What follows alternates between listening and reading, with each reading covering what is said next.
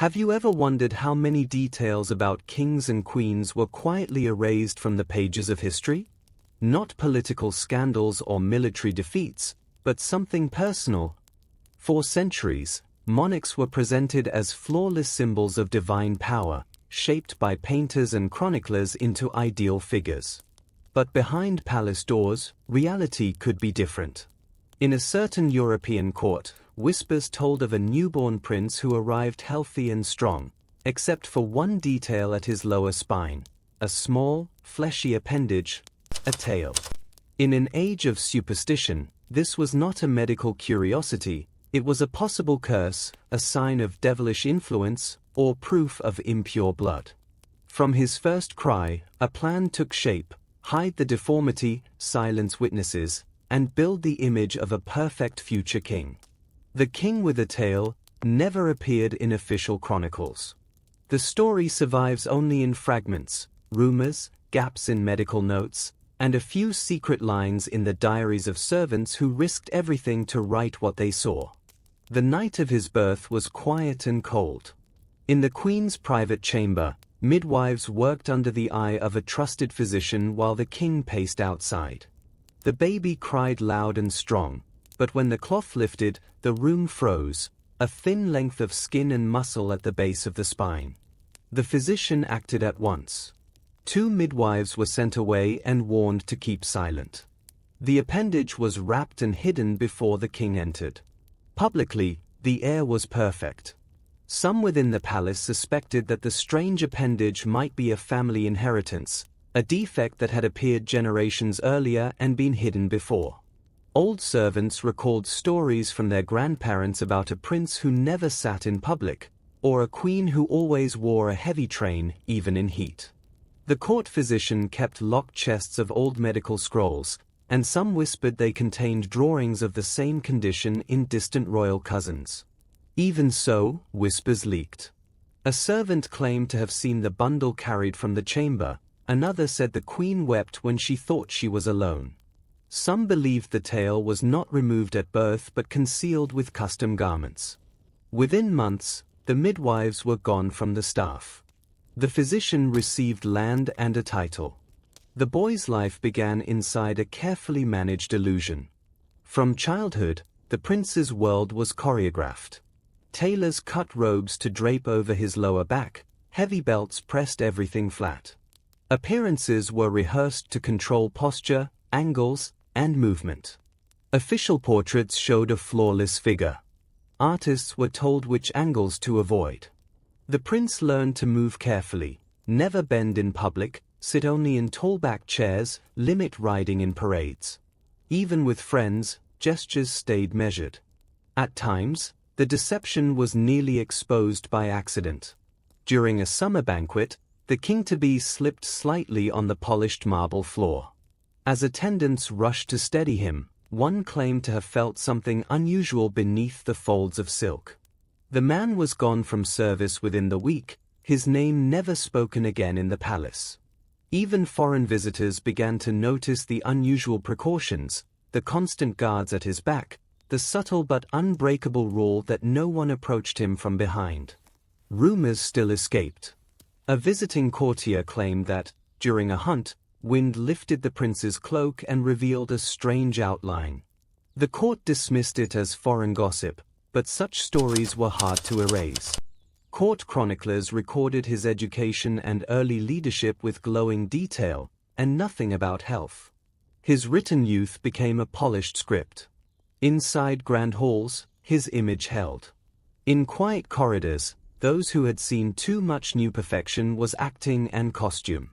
When the prince became king, the secret was decades old, and useful to rivals. In noble salons, people asked pointed questions. Why the reluctance to bow? Why the heavy robes in summer? Ambassadors carried these lines home. The story of a king with a tail turned into a hushed curiosity abroad. At home, enemies pushed harder.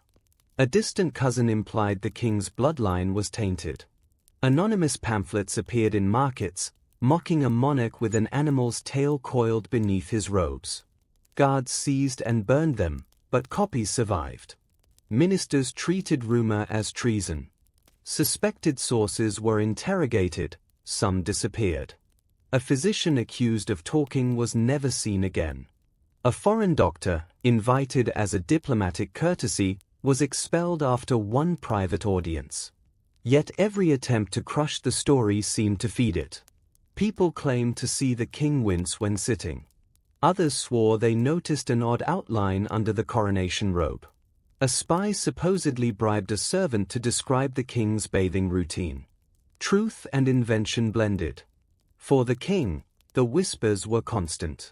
He sat rigid in council, moved carefully in public, and rehearsed everything. The crown was heavy, the secret weighed more. Illness came quietly. The king's appearances grew rare. When he did emerge, the garments were heavier, the movement slower. As news spread that he was failing, the palace closed its gates. Only trusted physicians and a few attendants entered his chamber. He died on a moonless night. At dawn, officials announced a peaceful passing. What happened between the moment of death and the proclamation remains uncertain. Some say the old physician from his birth prepared the body immediately. Others claim days were spent ensuring nothing unusual could be seen. The coffin was sealed inside the royal apartments. Public viewing, where allowed, was distant and brief. The funeral was magnificent, choirs, banners, bells, but beneath the ceremony ran urgency: preserve the image. After the burial, erasure accelerated. Records vanished from archives. Medical notes disappeared. Years later, when renovations disturbed a section of the royal crypt, workers claimed they found an inner chamber beneath the king's tomb, sealed with iron and stone. No one was allowed to open it, and within hours, the area was cordoned off by soldiers. The official statement insisted the space was structural reinforcement, but rumors flared once more. Perhaps the king's remains had been hidden deeper, where curious hands could never reach. Still, the legend lived. Tavern stories claimed the tomb was designed to hide his skeleton from all eyes, or that the remains were altered before burial, the final step in a lifetime of concealment. The court never answered. Official memory stayed polished. Unofficial memory kept its whisper. Centuries later, historians still hunt for traces: a portrait retouched at the spine, an expense line for special garments, sudden removals of staff close to the nursery. Nothing conclusive, only hints. What endures is the method, not just the rumor. Royal image-making was an art long before modern media. A ruler's strength depended on more than armies. It depended on the belief that the body itself signaled divine favor. Even a harmless vestigial tale could break that illusion. This was not unique. History contains other vanishings: rulers with disfigured limbs painted whole, queens with visible illness shown as fresh and unmarked, deaths attributed to noble causes that were anything but. Each edit leaves us a cleaner past, and a less honest one. Today, image control survives with new tools. Leaders, celebrities, and institutions curate what we see, hiding flaws and steering narratives. The instinct is the same, only the speed and scale have changed. The legend of the king with a tail persists because it feels like a crack in marble.